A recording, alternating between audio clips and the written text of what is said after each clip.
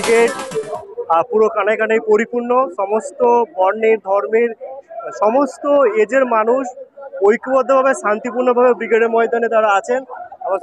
Sir, এই যে জনসমুদ্র brigade 2024 সালে কি মানুষের কি বার্তা দিচ্ছে?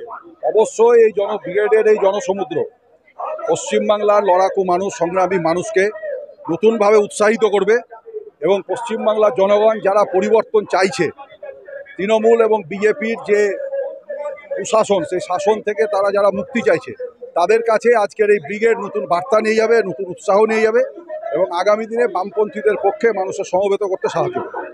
স্যার, বিজেপি এবং টিএমসি দাবি করছে যে মানুষ বামেদের পাশে নেই, ব্রিগেড পরিপূর্ণ হবে কিন্তু কোনো লাভ হবে না, কি বলবেন? দেখুন, এটা ওরা বলছে, কিন্তু আজকে এত মানুষের সমাবেশ, এই সমাবেশ মানুষ একটা তার অন্তরে টানে এসেছে। ডিওয়াইএফআইয়ের যে ইনসাফ যাত্রা, সেই ইনসাফ যাত্রার মধ্যে দিয়ে যে দুর্নীতির বিরুদ্ধে যে লড়াই এবং বিজেপির যে সাম্প্রদায়িক রাজনীতি তার বিরুদ্ধে যে লড়াই, সেই লড়াইয়ের যে বার্তা যুবরা নিয়ে গেছে পশ্চিমবাংলার মানুষের কাছে, সেই বার্তা মানুষকে উৎসাহিত করেছে এবং মানুষ নতুন এসছে। আগামী দিনে এটা প্রমাণ হবে তারা যা বলতে চাইছে তা কী হবে।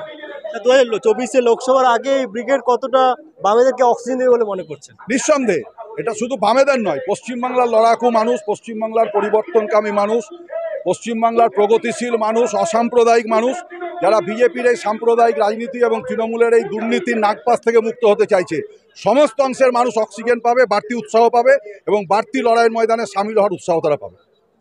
ব্রিগেডের ময়দান থেকে আচ্ছা, কেমন লাগছে আজকে জনসমুদ্র ব্রিগেড কানায় কানায় পরিপূর্ণ, কেমন লাগছে কি বলবেন? খুবই উত্তেজিত লাগছে, খুবই ভালো লাগছে। ছোট থেকেই ব্রিগেডে আসি এবং জনসমুদ্র বরাবর দেখেই অভ্যাস।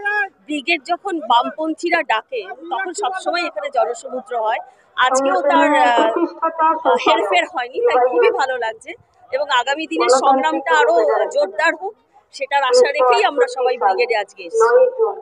টিএমসি দাবি করছে কোনো লাভ হবে না, বিজেপি সেম দাবি করছে যে কোনো লাভ হবে না, কি বলবেন? এই দাবি তো ওরা বরাবরই করে, তবে দাবি শুধু লোক সংখ্যার পরিপ্রেক্ষিতে আমরা ভাবি না। বামপন্থীদের মতাদর্শগত যে প্রভাব আছে সেটা অন্যরকম এবং আমাদের ভেতরে যে বামপন্থী মতের একটা আদর্শ রয়েছে, ফলে আমরা সবসময় জানি যে এর লাভটা আলটিমেটলি কোথায় গিয়ে হবে সেটা ওরাও বুঝতে পারবে এবং আমরাও বুঝতে পারবো। ফলে ওরা ভয় পেয়েই বলছে যে এটা কোনো লাভ হবে না। আমি নিউ গড়িয়া থেকে এসেছি। কেমন লাগছে? ভালো তো লাগছেই। ভালো মানে এটা তো মানে বামফ্রন্টের ডাকা ব্রিগেড।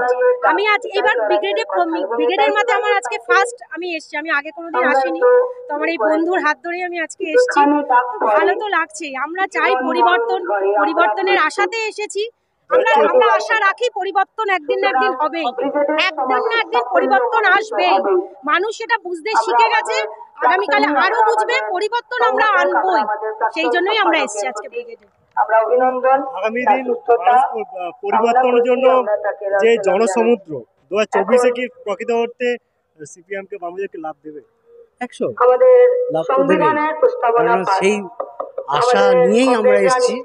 মানুষ সবাই পথে নামছে, আশা করছি এটা আরো দীর্ঘজীবী হোক এবং এই লড়াই যেন আরো বৃহত্তরভাবে ছড়িয়ে যায়।